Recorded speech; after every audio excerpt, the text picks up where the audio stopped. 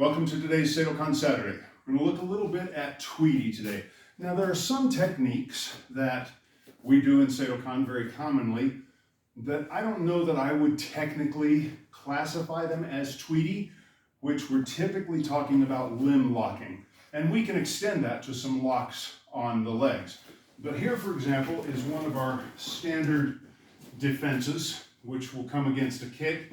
So we'll be in fighting mode, or I could be in yoi, doesn't really matter, but I'm going to take it out of sparring mode now. And he throws his front kick, and I'm going to step through here, come across, grab, sweep or not, slam him down. Now I threw him, but there's no real joint lock here. So is that really Tuidi? Well, if I take it into a heel lock here, now we're definitely Tuidi, and I lock him in, okay? Or if I take it into my knife hand against the inside of his shin here, this point, I forget the pressure point name of that, but you feel this? Yes, sir. Tap if you feel it.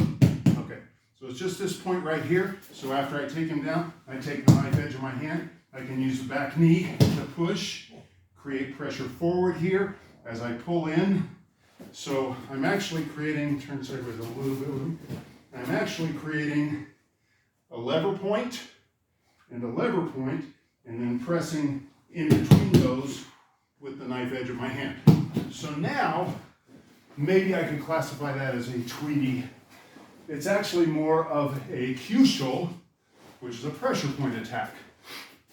But again, if I take it into the heel lock, then maybe it's Tuidi. But more often, we think of Tuidi as the joint locking of the arm, wrist, shoulder. So we've done this from a punching technique where I come across, and again, typically we're just going to do the hand technique without any distraction. But in real life, because he's not going to leave this limb hanging, if he's just throwing a swing at my head, right, I'm going to have to hit. Now I can go to my technique. Okay? So we've done it in this direction, the straight punch. Here, again with a distract or not, catch the elbow, push forward like Seisan, step turn, take down lock. We did that one. So this is a variation on that. We're going to start it from a straight across wrist grab. Again, the idea being he's going to grab me, he wants to punch, pull, drag me by, do a two-arm drag into a technique of some kind. From here, I'm going to come around the outside, lock the hand. We have this one already. This time, I'm going to come all the way around, slide up to his elbow, push up. Then again, stay there. Perfect. Let's relax. This is a fairly standard step, forward and turn. There are a lot of techniques where we're going to make that turning motion. So he grabs, he's going to punch, I come around. Pushing this way stops that punch. It's dangerous to be on the inside, okay? When I do this, if I just stay here, oh crap. But if I come back with a little back step and pull, that takes that punch away. Slide to the elbow, pushing in and up at the wrist. Now I can create compression and twist here, he's already unhappy. As I'm stepping, I'm going to unwind, throw to the ground, and then we lock up. Okay? Now, Master Toma loved to do this with Dave Barty Sensei because Toma's about like this, and Dave Barty's, what is he, 6'2", 4"? I don't know, he's tall. And he would airborne him and slam pretty hard. I'm doing this very carefully, even though we have mats. So I'm making the turn very carefully. But I could, if I wanted, take him airborne, or if he didn't get airborne, break the joint. Okay? So same thing from this side. 1, 2, 1, 2. Footwork.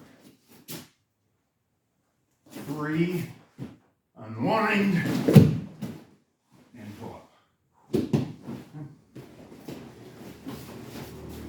Now, that is standard Tuidi, and it brings to the last thing I want to look at, which is again off of a punch, right?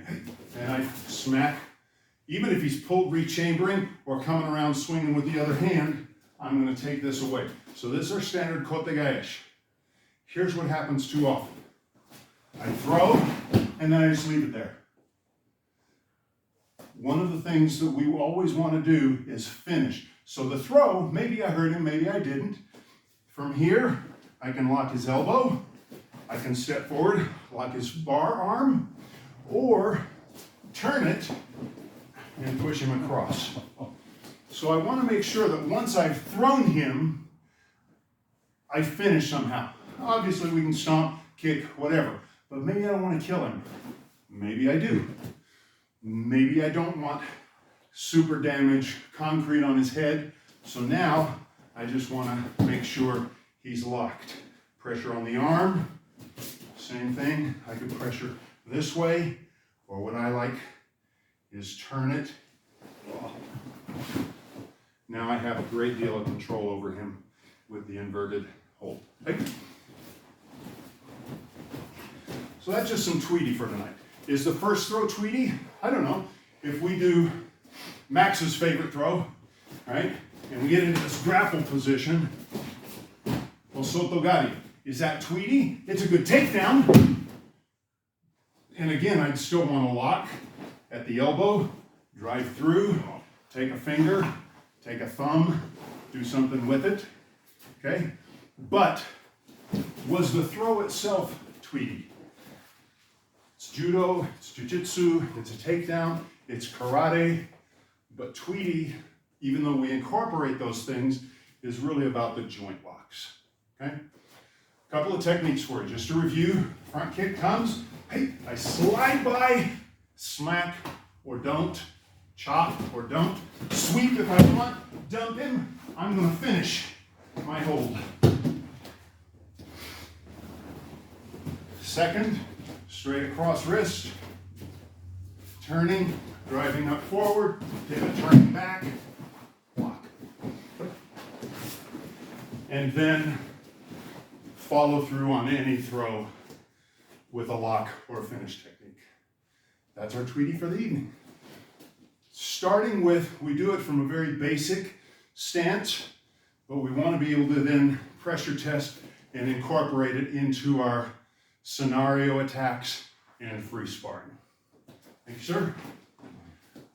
That's tonight's. We're adding Tuidi as we go, so that as we approach, these are our requirements for Shodan, so that as we approach Shodan, we have more tools in our toolbox, more techniques in our repertoire as we approach black belt. Thank you for joining. Next week, we'll have another Kempo technique. As always, like, share, subscribe, ring the bell, tell a friend, pet your dog, call your mom, and until next week, let's keep practicing.